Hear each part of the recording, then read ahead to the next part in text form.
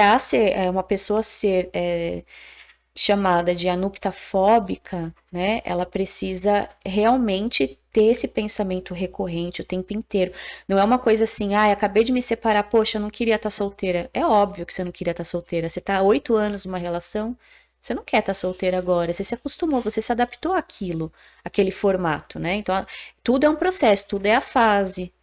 Tem lá o período de você se adaptar novamente a... Seria se isso está atrapalhando a vida dela, né? Isso, ela se encontra dentro do transtorno de ansiedade, corroborar para outras coisas. Mas tem também essa questão do casamento, tem também esse medo de ficar solteiro. Seja muito bem-vindo, seja muito bem-vinda ao nosso Divancast. A anaptofobia, que esse nome até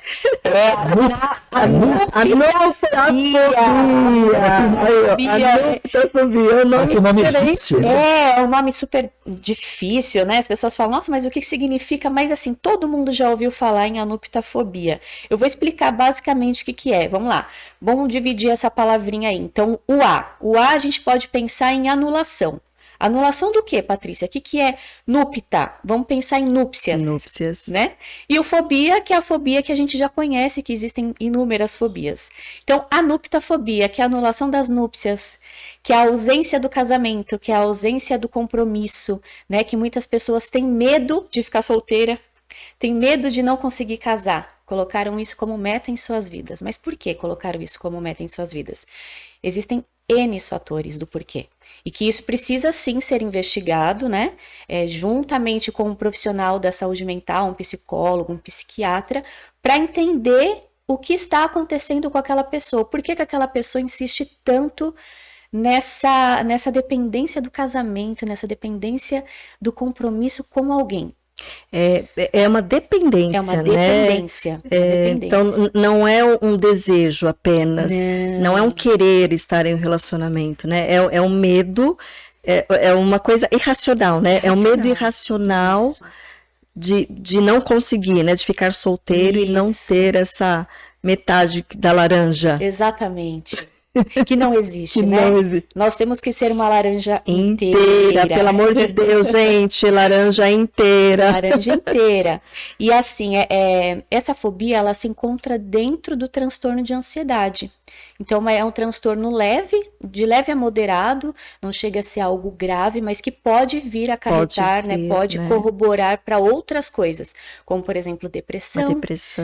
Uma ansiedade generalizada e tantas outras coisas, né? A pessoa acaba se anulando socialmente também por achar que ela não se encaixa em determinados lugares, né? Porque ela não está com alguém, ela está sozinha, né? Ela se sente como sozinha. Se estivesse defeituosa, né? Exatamente. Pessoa defeituosa, isso pode ser homem, pode ser mulher. Pode ser homem, pode ser mulher. Ocorre mais ou menos com pessoas entre 30 e 40 anos. Que eu falo que chega naquela idade da mulher, do reloginho biológico, né? É agora ou nunca. Parece que é, né? Parece que é recebido como agora ou nunca. A gente tem aquela falsa ideia social, né, que nos é imposta pela sociedade o tempo inteiro de que a mulher que fez 30 anos, não casou, não teve filho, tá incompleta. Tá incompleta. Virou metade da laranja. Virou metade da laranja. Mas tem um plot twist aí, hein? Tem um plot twist aí. Isso aí eu acredito que bate muito nos homens e eles não têm coragem de admitir. Exatamente. Mais do que se imagina. Bate muito nos homens, né? A gente sempre pensa assim, que os homens, eles têm aquela cobrança social também exacerbada, que é com relação às finanças, ao status social, como que ele tá financeiramente, né? Mas tem também essa questão do casamento. Tem também esse medo de ficar solteiro. Então, é como o Bauman fala, que hoje em dia, né, a gente está numa sociedade, a gente tem relacionamentos mais fluidos, relacionamentos mais líquidos. Né? Então, assim, quando a gente pensa na rede social, por exemplo, a rede social a gente não se relaciona, a gente se conecta. Então, tem uma grande diferença de se relacionar e se conectar.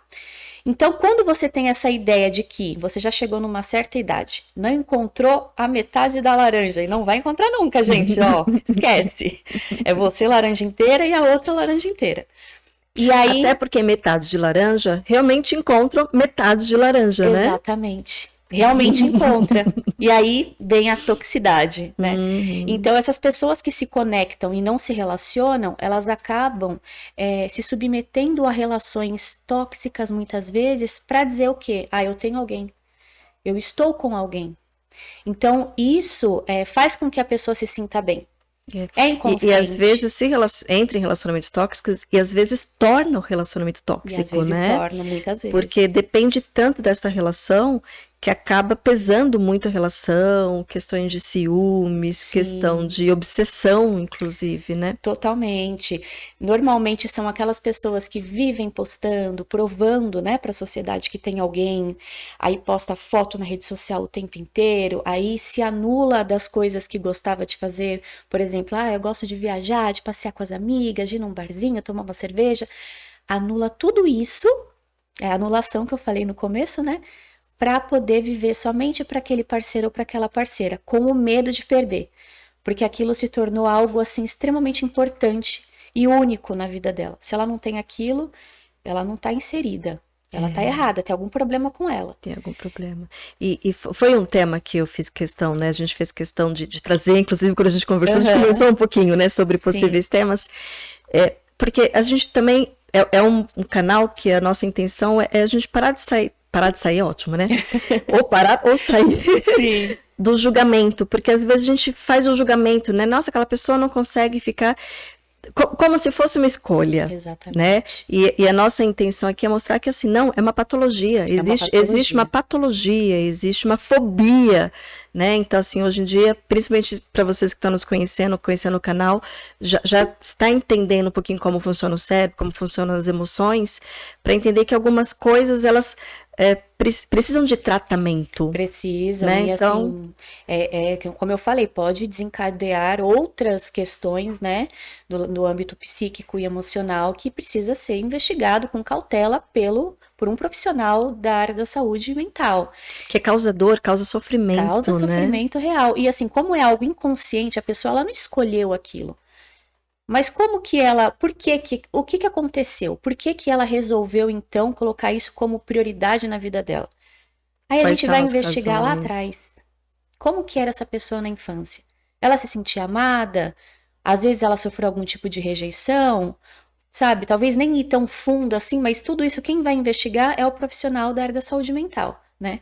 E outras coisas também, por exemplo, familiares, até mesmo religião, algumas coisas assim que, mas por que você não casou ainda? O que está acontecendo com você? Então são coisas que muitas vezes são pregadas por pessoas e por ambientes que nós gostamos de estar, de frequentar, né? E que nos faz bem, que nos faz em bem. relação a alguns aspectos, mas traz essas coisas, às vezes até um pouco mais camufladas, mas traz, né, socialmente, né? E tem um peso enorme. Aí fica pesado para a pessoa, nem a pessoa consegue dizer o porquê, porque ela não conseguiu ainda se enxergar como um ser único, um indivíduo importante. Então, é extremamente importante a gente se questionar.